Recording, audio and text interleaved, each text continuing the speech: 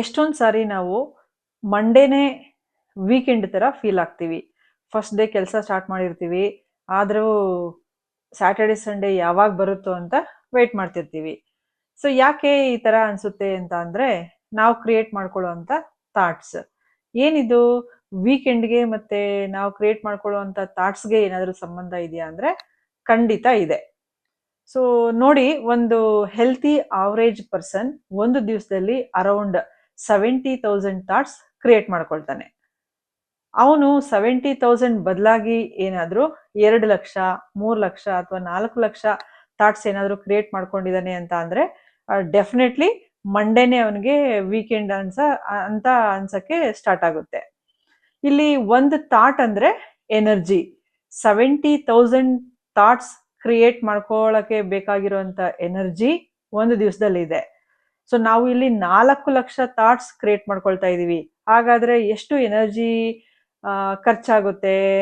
ಇರೋ ಎನರ್ಜಿ ಎಲ್ಲ drain out ಆಗಿ ಅದಕ್ಕೆ ಅವನಿಗೆ ಮಂಡೇನೇ ವೀಕೆಂಡ್ ಅನ್ನೋ ಥರ ಫೀಲ್ ಆಗ್ತಾನೆ.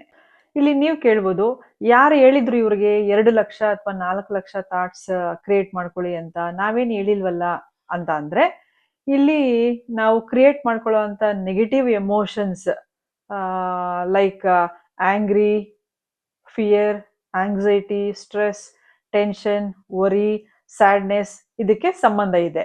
ಯಾವ ವ್ಯಕ್ತಿ ಒಂದು ದಿವಸದಲ್ಲಿ ಸುಮಾರು ಸರಿ ಈ ನೆಗೆಟಿವ್ ಎಮೋಷನ್ಸ್ನ ಎಕ್ಸ್ಪೀರಿಯನ್ಸ್ ಮಾಡ್ತಾನೋ ಅಂಥ ವ್ಯಕ್ತಿ ತನಗೆ ಗೊತ್ತಿಲ್ದಂಗೆ ತುಂಬ ಥಾಟ್ಸ್ನ ಕ್ರಿಯೇಟ್ ಮಾಡ್ಕೊಳ್ತಾನೆ. ನಮಗೆಲ್ಲ ಗೊತ್ತಿರೋಂಗೆ ಯಾರಾದರೂ ಫ್ಯಾಮಿಲಿಯಲ್ಲಿ ತುಂಬ ಯೋಚನೆ ಮಾಡ್ತಾ ಇದ್ರೆ ತುಂಬ ವೀಕ್ ಆಗಿರ್ತಾರೆ. ಸೊ ನಾವು ಅಬ್ಸರ್ವ್ ಮಾಡಿರ್ತೀವಿ, ತುಂಬ ಯೋಚನೆ ಮಾಡ್ತಾ ಇದ್ದಾರೆ ಅಂತಂದರೆ ತುಂಬ ಎನರ್ಜಿ ಕನ್ಸ್ಯೂಮ್ ಆಗಿದೆ ಅಂತ ಅರ್ಥ. ಇಲ್ಲಿ 70,000 ಥಾಟ್ಸ್ಗೆ ಬೇಕಾಗಿರುವಂಥ ಎನರ್ಜಿ ಮತ್ತು 4 ಲಕ್ಷ ಥಾಟ್ಸ್ಗೆ ಬೇಕಾಗಿರುವಂಥ ಎನರ್ಜಿಗೆ ತುಂಬ ವ್ಯತ್ಯಾಸ ಇದೆ. ಸೊ ಆದ್ದರಿಂದ ನಮಗೆ ಮಂಡೇನೇ ವೀಕೆಂಡ್ ಥರ ಫೀಲ್ ಆಗುತ್ತೆ.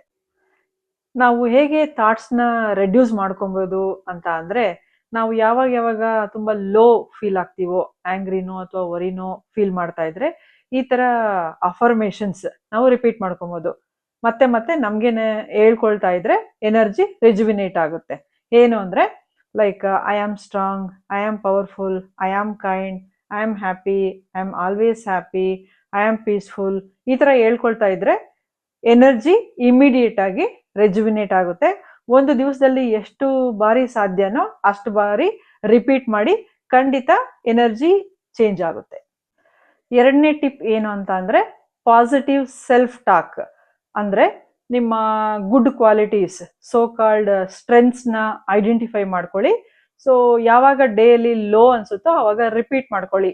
ಲೈಕ್, ನಾನು ತುಂಬ ಚೆನ್ನಾಗಿ ಅಡುಗೆ ಮಾಡ್ತೀನಿ, ನಾನು ತುಂಬ ಡಿಸಿಪ್ಲೈನ್ಡ್ ಪರ್ಸನ್, ನಾನು ಕ್ಲೀನಿಂಗ್ ಚೆನ್ನಾಗಿ ಗೊತ್ತು, ನನಗೆ ನೀಟಾಗಿ ರೆಡಿ ಆಗ್ತೀನಿ, ಚೆನ್ನಾಗಿ ಪಾಠ ಮಾಡ್ತೀನಿ. ಈ ಥರ ಕ್ವಾಲಿಟೀಸ್ ಪದೇ ಪದೇ ನಿಮಗೆ ನೀವೇ ರಿಪೀಟ್ ಮಾಡ್ಕೊಳ್ತಾ ಇದ್ರೆ ಸೊ ಇನ್ಸ್ಟೆಂಟೇನಿಯಸ್ಲಿ ಎನರ್ಜಿ ಗೇನ್ ಆಗುತ್ತೆ. We feel very fresh. ಮೂರನೇ ಟಿಪ್ ಏನು ಅಂತಂದರೆ, ಸ್ಪಿರಿಚುವಲ್ ಫ್ರೆಂಡ್ ಯಾರಾದರೂ ಇದ್ದರೆ ಅವ್ರ ಜೊತೆ ಮಾತಾಡಿ ನಿಮ್ಮ ಪ್ರಾಬ್ಲಮ್ನ ಶೇರ್ ಮಾಡಿಕೊಂಡು ಅದಕ್ಕೆ ಸೊಲ್ಯೂಷನ್ ಕಂಡ್ಕೊಳ್ಳಿ. ಸೊ ನೀವು ಮಾತಾಡೋ ಅಂಥ ಫ್ರೆಂಡು ನಿಮ್ಮ 50% ಪ್ರಾಬ್ಲಮ್ನ 70% ಖಂಡಿತ ಮಾಡಬಾರ್ದು. 50% ಪ್ರಾಬ್ಲಮ್ನ ಯಾವಾಗಲೂ 30% ಮಾಡೋ ಅಂಥವ್ರ ಜೊತೆ ನೀವು ಫ್ಯೂ ಮಿನಿಟ್ಸ್ ಮಾತಾಡಿ ನಿಮ್ಮ ಪ್ರಾಬ್ಲಮ್ಗೆ ಸೊಲ್ಯೂಷನ್ ಕಂಡ್ಕೊಳ್ಳಿ. ಹಾಗೆ ನೆಗೆಟಿವ್ ಎಮೋಷನಿಂದ ಆಚೆ ಬನ್ನಿ.